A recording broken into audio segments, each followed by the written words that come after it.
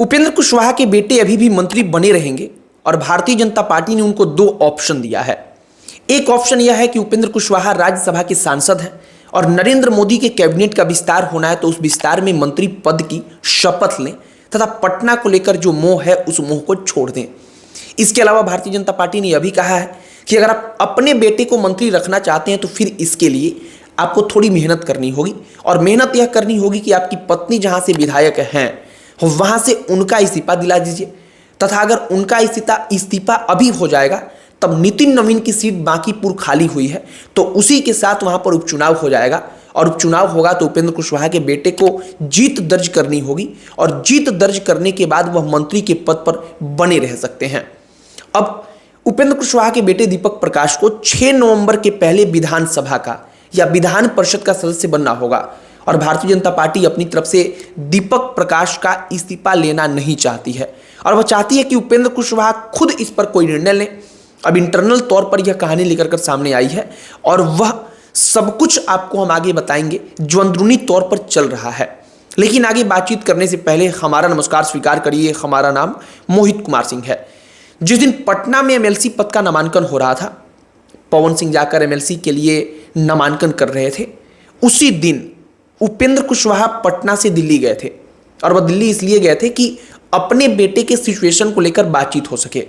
दैनिक भास्कर अपनी रिपोर्ट में कहता है कि भारतीय जनता पार्टी सच में चाहती है कि उपेंद्र कुशवाहा अपनी पार्टी का विलय भाजपा के साथ कर दें और उनके बेटे के लिए भारतीय जनता पार्टी रास्ता बनाए, लेकिन उपेंद्र कुशवाहा ऐसा नहीं चाहते हैं। दैनिक भास्कर ने तो अपनी रिपोर्ट में यह भी कहा है कि भारतीय जनता पार्टी उनके बेटे को एमएलसी बनाने को तैयार थी। वह कह रही थी कि हम आपको एमएलसी बना देंगे, पवन सिंह जब बन रहे थे इन्हीं के साथ साथ, लेकिन शर्त उनकी पार्टी के विलय का था और उपेंद्र कुशवाहा के विलय वाले शर्त से इनकार करने के बाद भारतीय जनता पार्टी खुद नाराज हो गई। जो भाजपा का शीर्ष नेतृत्व है, केंद्रीय नेतृत्व है, क्योंकि भाजपा को ऐसा लगता है कि अब कुशवाहा ही सीएम है उनकी तरफ से तो उपेंद्र कुशवाहा इतने उनके लिए महत्वपूर्ण नहीं रह गए हैं। अब भारतीय जनता पार्टी ने कहा है कि उपेंद्र कुशवाहा की पत्नी जहां से विधायक हैं वहां से उनका इस्तीफा लीजिए, अपने बेटे को चुनाव लड़ा दीजिए, अपने बेटे को चुनाव जितवाइए और अगर उनकी पत्नी अभी इस्तीफा देती हैं तो उस सीट पर सितंबर महीने तक चुनाव हो जाएगा। तो उपेंद्र कुशवाहा के पास एक ऑप्शन यह है और इसके बाद दूसरा ऑप्शन यह है कि नवंबर महीने में एमएलसी के कुछ सीटों पर चुनाव होना है,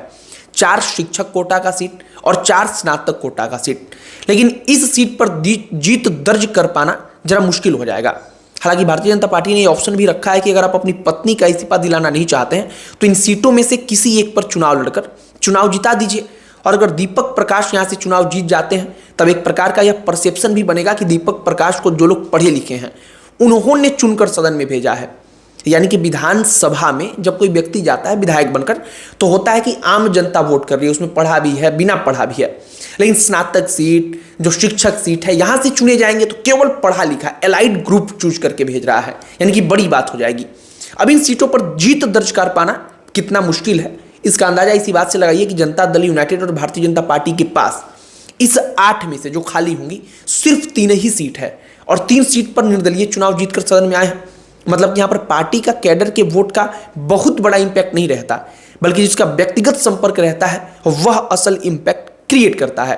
हालांकि कुल मिलाकर उपेंद्र कुशवाहा का मन यही है कि दीपक प्रकाश किसी भी प्रकार से मंत्री बने रहे और यही हमारे लोकतंत्र का दुर्भाग्य है कि दीपक प्रकाश लगातार 2 बार बिना किसी सदन के सदस्य रहे मंत्री बन गए और जनता जिस व्यक्ति को जानती नहीं थी वह व्यक्ति आकर जनता के ऊपर राज करने लगा और पॉलिसी बनाने लगा। वो व्यक्ति डिसाइड करने लगा कि राज्य को कैसे चलाना है, मंत्रालय को कैसे चलाना है, मंत्रालय की तरफ से कौन सा आदेश जारी किया जाएगा, जबकि जनता ने उस व्यक्ति को अपने लिए चुना ही नहीं है और वह व्यक्ति अपने आप पैराशूट लेकर आता है और ऊपर ही ऊपर जनता के ऊपर राज करने लगता है, राजा बन जाता है। बाकी जो अंदरूनी तौर पर कहानियां घूम रही हैं हमने उन कहानियों को आपके समक्ष रख दिया है। आपकी क्या प्रतिक्रिया है कमेंट बॉक्स में लिखकर बताइएगा। बाकी अन्य कोई टॉपिक जिस पर आप चाहते हो कि हम वीडियो बनाएं उसे भी कमेंट बॉक्स में लिखकर बताइएगा। हमारा पूरा प्रयास होगा कि उस टॉपिक पर भी वीडियो बनाएं। बाकी इस वीडियो को यहीं पर समाप्त करते हैं। अंत में हमारा परिचय, हमारा नाम मोहित कुमार सिंह है। बहुत बहुत धन्यवाद।